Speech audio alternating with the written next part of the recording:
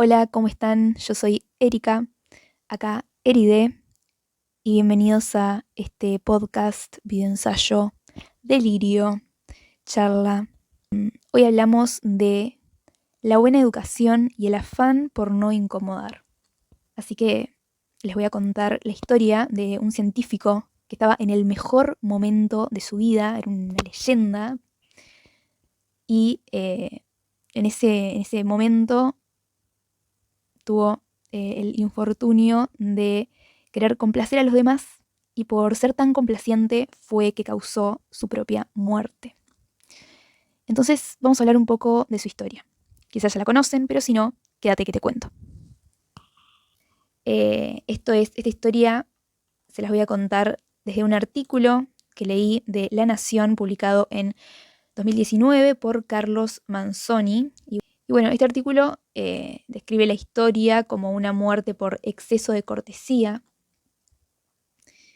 Y dice así: la buena estrella de Tycho Brahe se apagó una noche de octubre de 1601. El hombre, que fue considerado el más grande observador del cielo en la época previa al telescopio, que descubrió una supernova que pasó a llevar su nombre y que echó por tierra una teoría del mismísimo Aristóteles, murió por exceso de cortesía, al no animarse a ir al baño en medio de un banquete. Hago un paréntesis para contar un poco del descubrimiento tremendo que hizo este señor.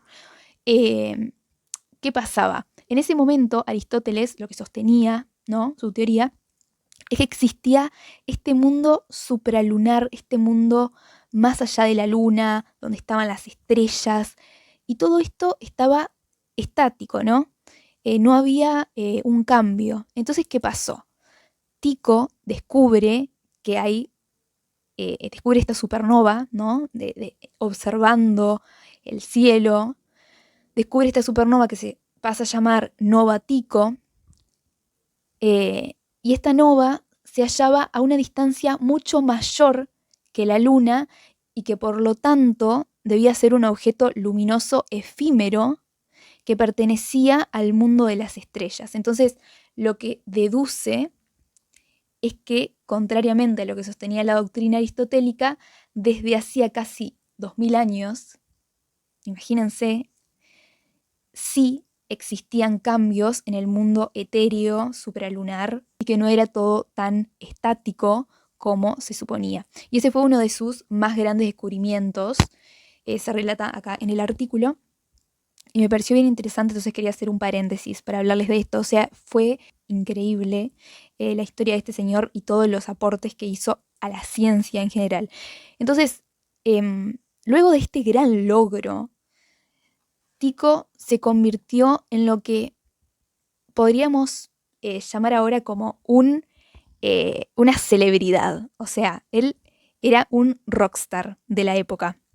Empezaron a lloverle ofertas, propuestas de científicos en toda Europa para que se quedara. El rey de Dinamarca y Noruega, Federico II, le ofreció todo lo necesario para que pudiera construir un observatorio astronómico de vanguardia en la isla de Ven, ubicada entre lo que hoy es Suecia y Dinamarca. Entonces todos lo adoraban, lo querían para él. Tycho estaba en su prime. Terrible las putas que se me tiran, se me avalanchan en el auto, las zorras putas.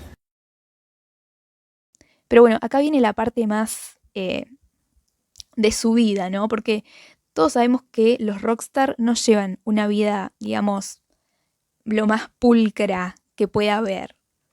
Entonces, además de mirar el cielo, de ser este intelectual, el exitoso astrónomo se entregaba a todo tipo de excesos. La fama vino con los excesos, sí, como muchos rockstar. Porque un científico también puede ser un rockstar, ¿por qué no? Y bueno, era una persona, también se convirtió en una persona muy extravagante. Por ejemplo, dato random, tenía un alce como mascota y lo hacía tomar cerveza con él hasta emborracharse. Un día emborrachó tanto al animal, llamado Rix, que este cayó por las escaleras y... ¡Mira lo que sé hacer! ¡Parado de manos! Ya te vi, Homero, es muy bonito. ¡Mamá! excentricidades de nuestro amigo Tico. La fama se le subió a la cabeza. Entonces, apenas pasados los 50 años, Tico era considerado uno de los hombres más inteligentes del siglo XVI. Era millonario, prestigioso, exitoso. Estaba en su mejor momento. El sueño del pibe. Bueno, pibe no era porque tenía 50 años, pero ustedes me entienden. Bueno, ¿qué pasó? Después de esta vida loca, de vivir esta vida de rockstar, el sábado 13 de octubre de 1601 fue invitado a cenar a la mesa del barón Rosenberg, perdón si pronuncio mal, en Praga. ¿Ok? Cuestión que había gente muy importante en esa cena. Y bueno, como acostumbraba a hacer, comió y bebió en exceso. Tomó una copa tras otra, por lo cual en un rato empezó a tener ganas de ir al baño, ¿no? Llamado de la naturaleza. Extrañamente, Tico, un hombre acostumbrado a codearse con la nobleza ya para ese momento, no se animó a levantarse por temor a incomodar a su ilustre anfitrión y a sus invitados. Y esa fue su perdición, dice acá en el artículo.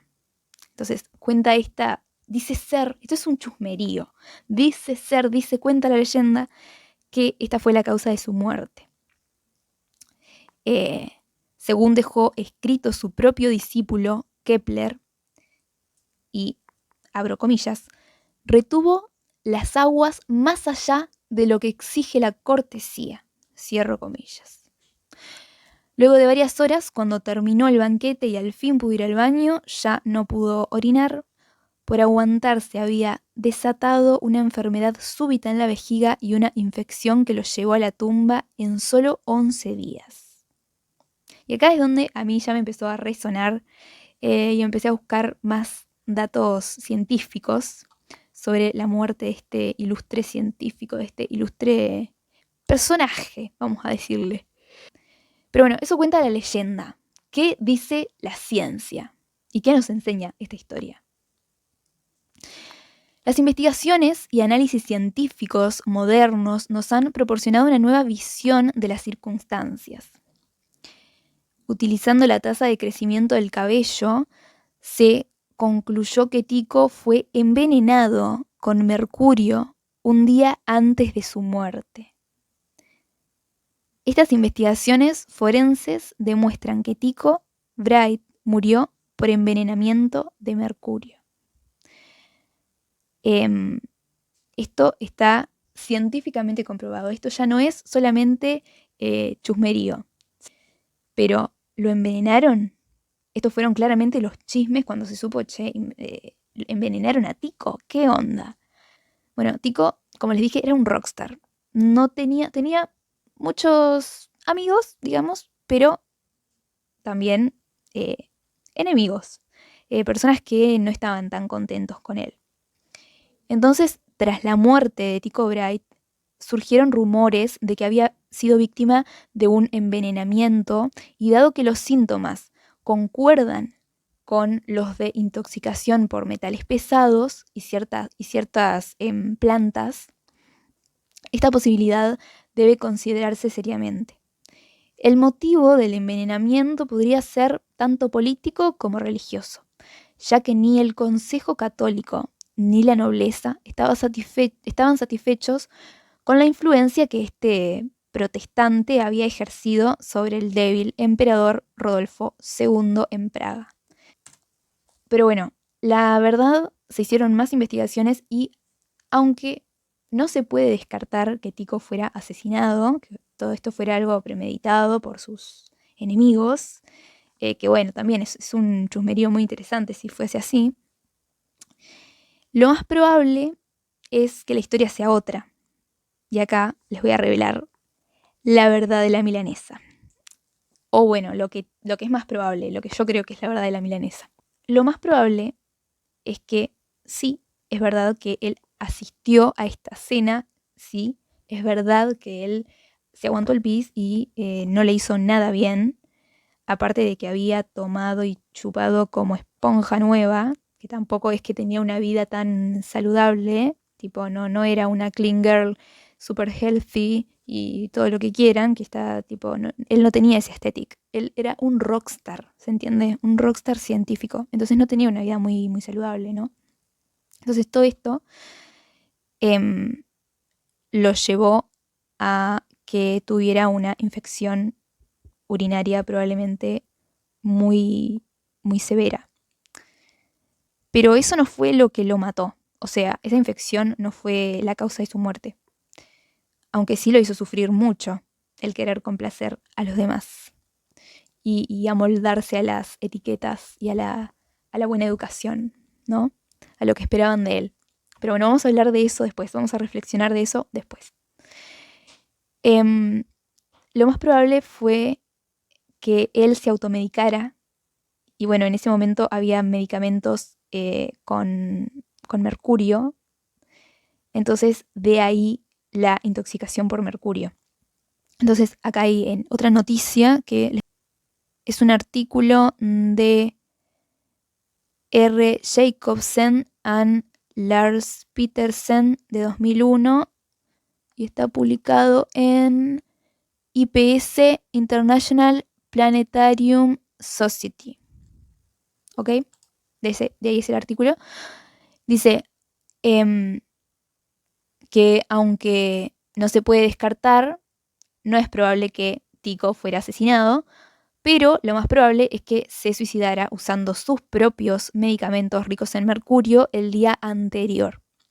Esto se hizo para curar su trastorno urinario, que era hipertrofia prostática o con menos probabilidad cálculos en la vejiga, aunque igualmente no se encontraron cálculos, o sea, no se encontraron los cálculos en el ataúd y todo eso, entonces es como, lo más probable es que tuviera ese trastorno urinario, lo de la próstata, hipertrofia prostática.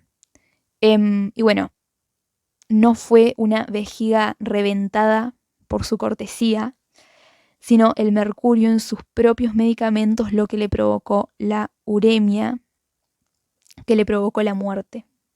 Bueno, acá terminó, o sea, la historia y un poco mi investigación de, ay, ¿qué pasó? ¿Cuál es la verdad? Pero lo más importante, y a lo que yo quería llegar con toda esta historia de Tico, es que a partir de esta historia considero que se pueden extraer lecturas más simbólicas y críticas sociales, más allá del el caso médico concreto, digamos, de la historia en sí y de los datos científicos y de las leyendas y los mitos que hay alrededor de su muerte, ¿no?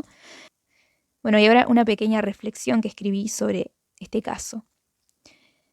Si analizamos el precio de la buena educación y la opresión social, la historia de Tico, ya sea que muriera por aguantarse el pis o por envenenamiento de sus enemigos o porque se automedicó, no importa la causa de su muerte, sino que me hizo reflexionar sobre el costo que puede tener reprimir las necesidades personales para cumplir con las normas impuestas por la sociedad. Tico era un hombre de ciencia, fama, privilegio, un rockstar que él estaba en su mejor momento. Pero aún así, con todo esto que tenía, se sintió presionado por sus iguales, ¿no? Por las personas de alta sociedad con las que él convivía, porque esperaban que él se comportara de cierta manera, con ciertas reglas de etiqueta, reglas que en realidad no tienen ningún sentido, que van incluso en contra de lo que te pide tu propio cuerpo. Entonces, aún en su posición, se sintió incapaz de romper con el protocolo de esa cena, de ese encuentro, por miedo a incomodar a los demás. Es así. Ese es el precio por querer encajar. A veces la buena educación, el adaptarse a los demás, a lo socialmente establecido, a lo hegemónico, en este caso, la buena educación, la cortesía, ¿no? Seguir estas reglas sociales, no fue algo bueno, no fue una virtud, sino un acto de pura opresión impuesta o autoimpuesta. Esto nos lleva a una reflexión más profunda sobre las formas de opresión que enfrentan quienes, a diferencia de Tico, que era un hombre científico reconocido, privilegiado, a diferencia de Tico, me puse a pensar en las personas que no tienen este poder, no tienen esta riqueza y este renombre, no tienen este capital cultural, ni social, ni económico que él tenía, y aún así se sentía oprimido. Imagínense las personas que encima no tienen eso, que no tienen esas riquezas ni reconocimiento y que constantemente viven bajo la presión de no incomodar a la sociedad. Está esta lucha, ¿no? Entre el encajar versus el ser tal cual somos. Es muy fácil decir, sé vos misma, pero el conflicto es que si soy yo misma y no encajo, entonces se me va a alienar de la sociedad. No voy a ser parte. De alguna manera, ¿no? Entonces, es este conflicto eterno entre encajar o ser feliz. y todos creo que vivimos la vida un poco fluctuando entre encajar y ser. Las normas sociales que muchas veces consideramos como buena educación, buen comportamiento, respeto, en realidad son una forma muchas veces de oprimir, de perpetuar ideologías, una ideología dominante, ¿no? Y a veces de silenciar también. Por ejemplo, se enseña a las mujeres a no levantar la voz, no ocupar espacio, no confrontar, a sonreír aunque duela, aunque estés menstruando, por ejemplo, no sentís dolor, no, ay, estás embarazada, qué lindo, el milagro de la vida, pero no podés tener miedo por estar embarazada, no podés tener miedo por sentir tanto dolor y tanta incertidumbre. ¿Tenés que fingir que es el mejor momento de tu vida? A los hombres se los oprime, se les exige mantenerse fuertes, sin emociones, sin sentimientos. No lloren, porque eso es de mujer. Se les enseña a no ser mujeres, porque ser mujer es algo detestable, es algo bajo, en comparación a ser fuertes varones. ¿No? Entonces todos estos son arquetipos de mujer y hombre, son mandatos sociales, todo construido. Estos ejemplos también pensé en lo que se espera de la comunidad LGBT, que este mes de junio es un mes en el que se habla, se aprovecha a concientizar un poco sobre la discriminación, la homofobia que se recibe hacia esta comunidad. Se espera que las personas de la comunidad seamos silenciosas, diría yo. Que no nos exhibamos, que no nos mostremos, que vivamos en esta existencia silenciosa y constante, intentando camuflarnos. Pasa también con las personas que, por ejemplo, tienen alguna neurodivergencia. Intenten ser lo más funcionales posible para la sociedad. Pero bueno, hay un montón de ejemplos. La cuestión es esta existencia obligatoriamente silenciosa, este no incomodar. Si sos distinto, bueno, podés ser parte de este mundo. Creo que esta es la mentalidad de ahora, como actualmente. Bueno, podés ser parte de este mundo, pero calladito. No incomodes, no te exhibas, no muestres esa diferencia. El querer encajar implica muchas veces renunciar a partes de uno mismo, ocultar dolores, identidades, luchas. Esto va más allá de la etiqueta de un banquete, de la buena educación. Es el mandato de una sociedad que exige sumisión, silencio y conformidad. Se nos exige que seamos lo más hegemónicos y funcionales posibles para la sociedad, cueste lo que cueste.